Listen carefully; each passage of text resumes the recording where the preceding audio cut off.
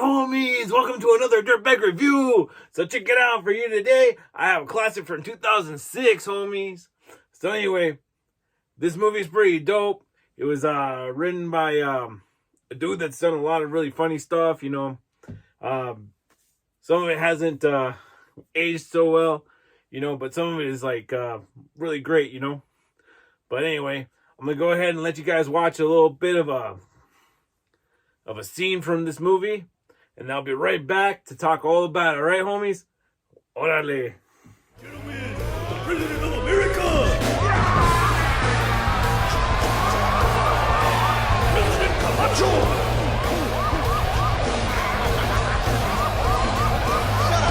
Shut up! Sit your monkey ass down. Chill out.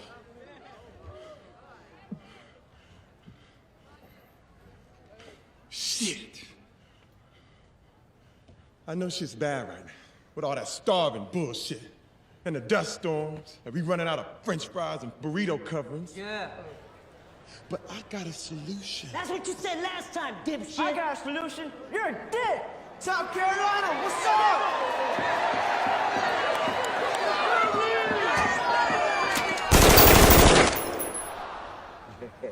That's what I thought. So as you can probably guess, we're watching Idiocracy, or talking about Idiocracy today. It's directed by Mike Judge, who's also written Beavis and Butthead, King of the Hill, Office Space.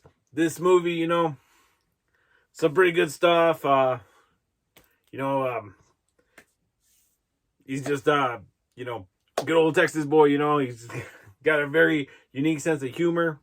And I also heard that he literally laughs like Butthead in real life. You know, like, huh, huh, huh. That's his real laugh, bro. Isn't that a trip?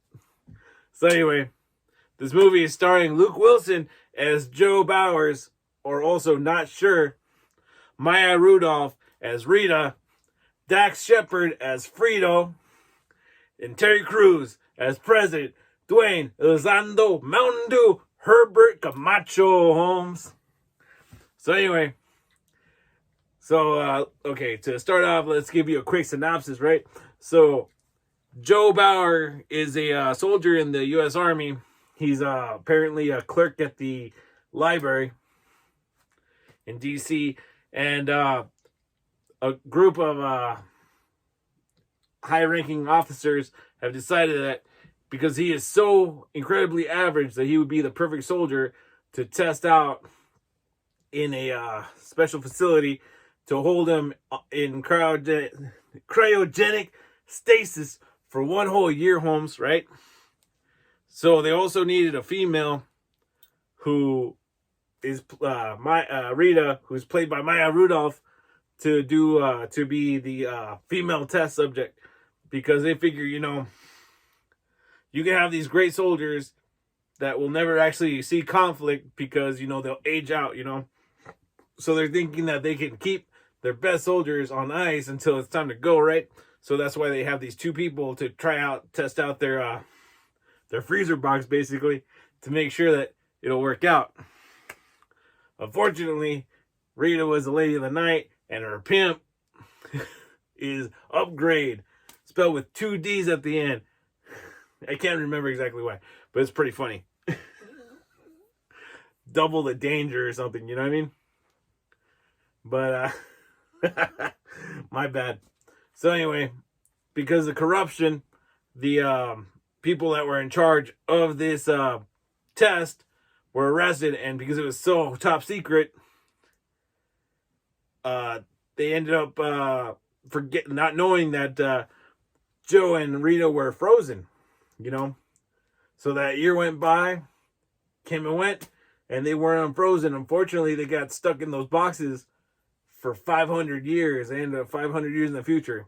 Now, this whole time that this part of the story is going on, there's another little sub-story where they're talking about how, you know, basically survival of the fittest had put us humans on top.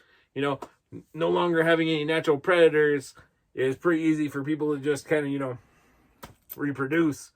And unfortunately, in the eyes of the movie,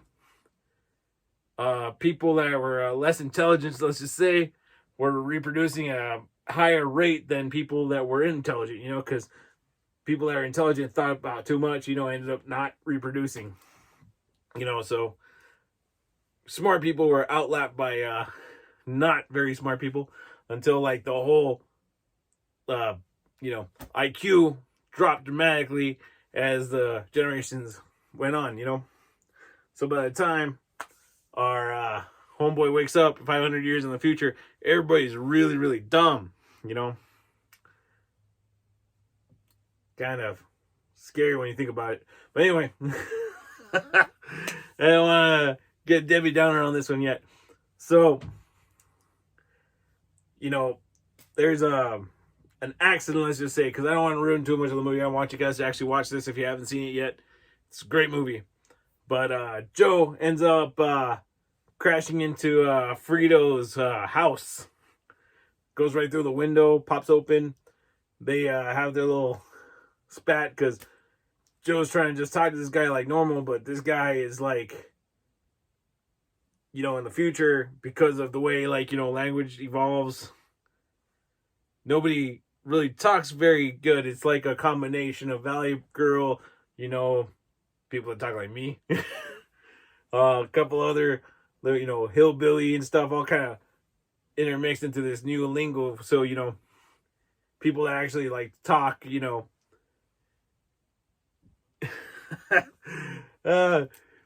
people that are good at talking, you know, that are very verbose, are kind of looked down upon in this world, you know, because they just don't understand and it pisses them off, you know. And then people are, you know, driven by their emotions, especially when they're not as intelligent, can't control their steez, you know what I mean? So anyway, so he's running around. He ends up, you know, going to a hospital, and he doesn't have a tattoo identifying who he is. And then got into some other trouble.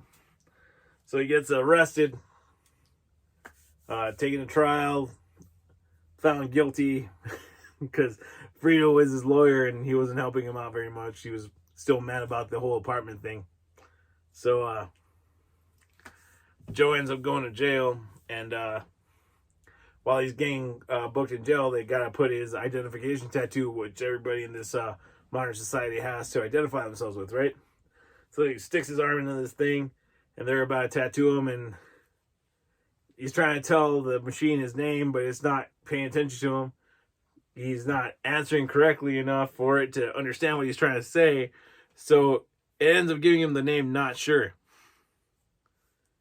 So now Not Sure is tattooed, going to prison, and he manages to get himself out and runs away. And the whole time he gets back to Frito, and he's like, hey man, it's like 500 years in the future. Somebody has to have some point figured out how to make a time machine so I can, you know, get back in time to stop this all from happening, you know? And he says, if you help me out, I'll open up a savings account in your name, and because of inflation, by the time you're born, you'll be a billionaire, Holmes. So the dude's like, yeah, I'll take you to the time machine, you know.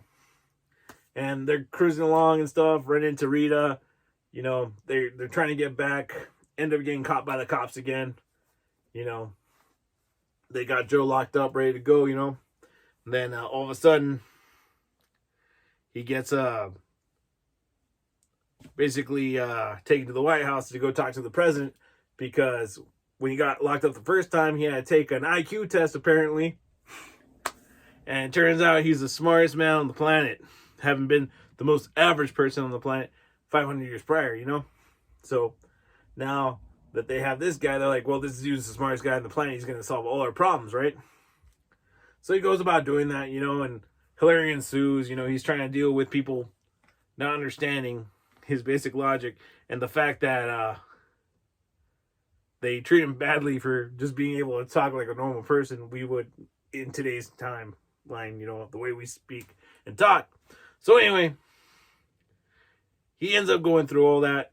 He almost gets executed because he's trying to explain to them how to save this, basically to get their crops to grow, because, you know, Rondo is a thirst mutilator, you know. It's got what plants crave. Electrolytes isn't exactly what you want to put on plants, right? So anyway, he's going through a whole motion. His friends are trying to get him saved by, well, especially Rita, because she's the only other person smart enough to be able to, you know, figure these things out as well. He's trying to get Frito to go prove that these plants are growing the whole time this guy's about to get executed, you know, in a very horrific manner. But, you know, it has a really great ending. Don't want to spoil it for you, so like I said, please definitely go check out this movie. You know, it's got a lot of good sight gags. It's just really interesting, the imagination to think that, you know, that could be a possibility in the future, you know, and for certain reasons I think it is, you know, not trying to get political or anything, but, you know, you should always question things, you know. You should always think of things objectively and try to figure out things, you know, to the best of your ability by doing research. And, you know, don't just take things at face value, because going with the flow is what got that society in the way it is in the first place, Holmes. So anyway, that's me off my soapbox. I hope you guys enjoyed this movie. I know I did. And, you know, please like, share, subscribe, share with your friends, because sharing is caring. Leave me a comment down below. Hit that bell notification right there. Or is it on this side? It's on one of these sides. Anyway, yeah, Holmes, thanks for tuning in, man. I appreciate you guys. You know, the channel's growing pretty evenly now, you know. So just please, if you haven't subscribed, please subscribe today, you know. Make my Christmas, Holmes. Anyway, I just watch you, homies. Firme, Holmes.